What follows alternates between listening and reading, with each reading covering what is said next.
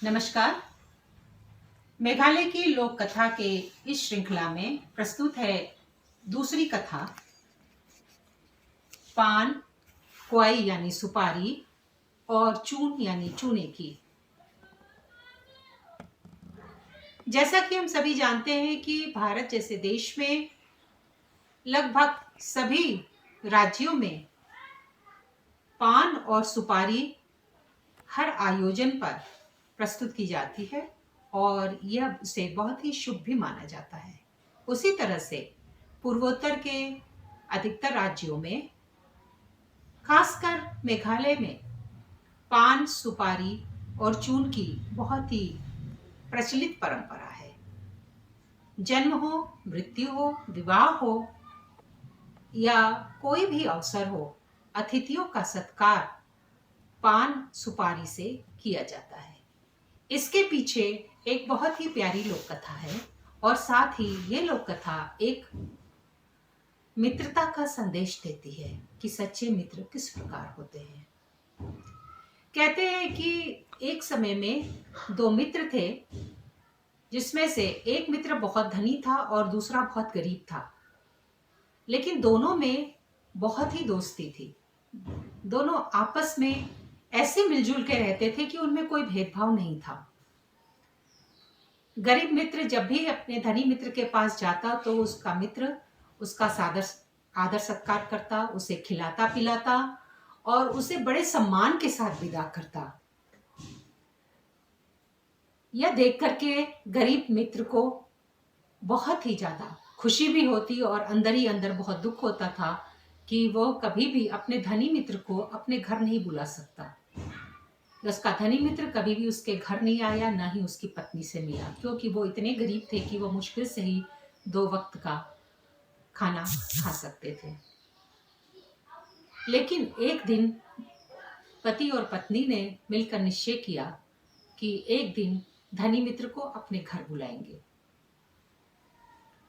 दूसरे दिन जब वो अपने धनी मित्र से मिला तो उसने कहा कि मित्र, मैं हर बार तुम्हारे यहाँ आता हूँ और इतना कुछ तुम मुझे खिलाते हो और साथ में मेरा इतना सम्मान करते हो, लेकिन मुझे इस बात का बहुत अफसोस है कि तुम कभी मेरे घर नहीं आए, न ही मेरी पत्नी से मिले और न ही हमारे घर में कुछ हमारे साथ मिल बैठ करके खाया।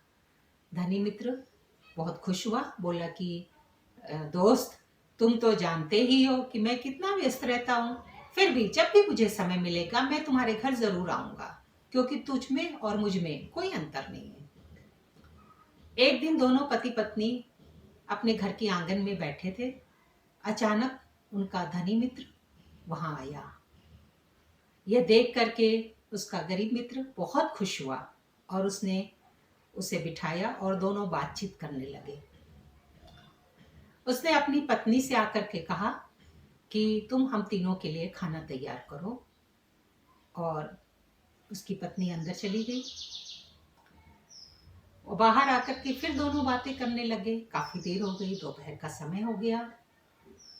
खाना बना कि नहीं ये देखने के लिए गरीब मित्र अंदर गया तो देखा कि उसकी पत्नी आग तो जला करके उसने रखा हुआ था, बर्तन भी चढ़ा दिया था, पानी उबल रहा था, लेकिन वो बैठी हुई अफसोस कर रही थी। उसने पूछा, क्या बात है, खाना क्यों नहीं बना?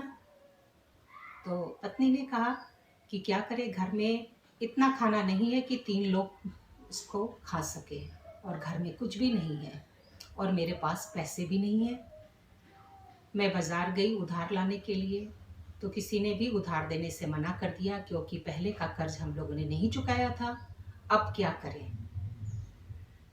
उसके मित्र को इतना दुख हुआ, इतना दुख हुआ, उसे समझ में नहीं आया कि वो क्या करे।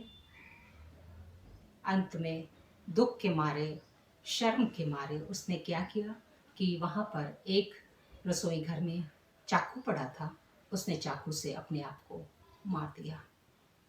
उसकी पत्नी ने अपने पति को अपनी आंखों के सामने मरते देखा। वो बहुत ही दुखी हुई और उसने सोचा कि अब वो जिंदा रह के क्या करेगी। उसने भी अपने आप को मार लिया।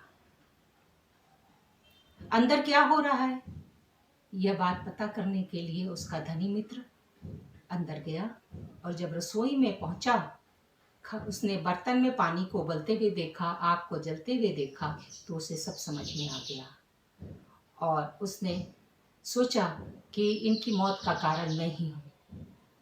और उसे अपने मित्र और उसकी पत्नी के मौत पर इतना दुख हुआ कि उसने भी उसी चाकू से अपने आप को मार दिया। इस तरह से रात हो गई। जब रात हो गई, घर का दरवाजा पूरा खुला हुआ, उस गांव का एक जाना माना चोर उधर से गुजरा। उसने घर के दरवाजे को खुला हुआ देखा तो चोरी करने के इरादे से वो घर पे आया। उसने चारों तरफ इधर उधर निगाह डाली, लेकिन उसे कुछ भी नहीं मिला। अंत में वो रसोई घर में पहुंचा। रसोई घर में जब पहुंचा तो अंधेरे में उसे कुछ दिखाई नहीं दिया, लेकिन आग की चिमनी दिखाई दी। उसने आग जलाई क्योंकि काफी ठंड थी बाहर, और वो वहां बैठ गया। आग की रोशनी में उसने 3 मृत शरीर को देखा, मरे हुए 3 लोगों को देखा, और साथ में पड़ा हुआ चाकू देखा। पूरा फर्श खून से लाल था। वो काफी घबरा गया और रात बीतने का इंतजार करने लगा, क्योंकि वो उस इलाके का जाना माना चोर था। वो बाहर जाता तो हो सकता था कोई उसे पहचान लेता। और इस तरह से प्रतीक्षा करते करते वो न जाने कब आग की गर्मी के कारण वहीं सो गया। जब उसकी नींद खुली तो देखा कि काफी सवेरा हो चुका था और लोग उस रास्ते पर आ जा रहे थे। अब उसकी समझ में नहीं आया कि वो क्या करे, क्योंकि अगर वो बाहर जाता तो लोग इन 3 लोगों क्या का हत्यारा उसे समझ करके उसे सजा दे देते और उसे मार डालते, और अंदर वो रह नहीं सकता था।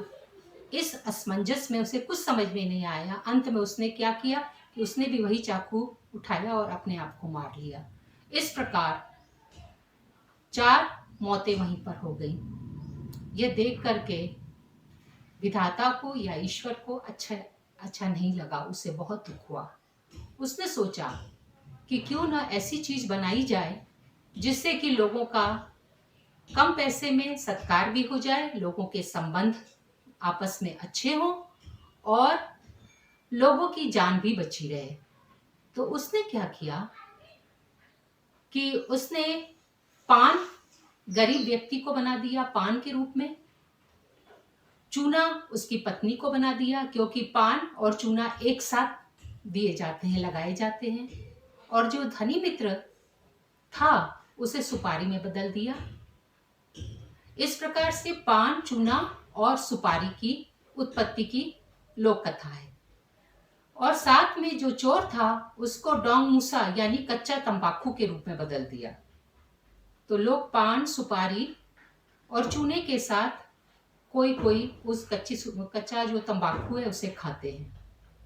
तो इस प्रकार से इस कहानी का ऐसा अंत हुआ। इसके पीछे बहुत ही सुंदर भावना है। एक तो सच्ची दोस्ती का प्रतीक है, और दूसरा जो है कि ये एक परंपरा है जो कि सदियों से चली आ रही है। और साथ में एक विशेष बात यह है कि चोर जिस प्रकार से दूसरों के घरों में चोरी करता है, उसी प्रकार से जो लोग डोंग मूसा का प्रयोग करेंगे तो उनका स्वास्थ्य भी चला जाता है। इस प्रकार से इस पान, चून और क्वाई की जो परंपरा है वो वहां से चली। धन्यवाद।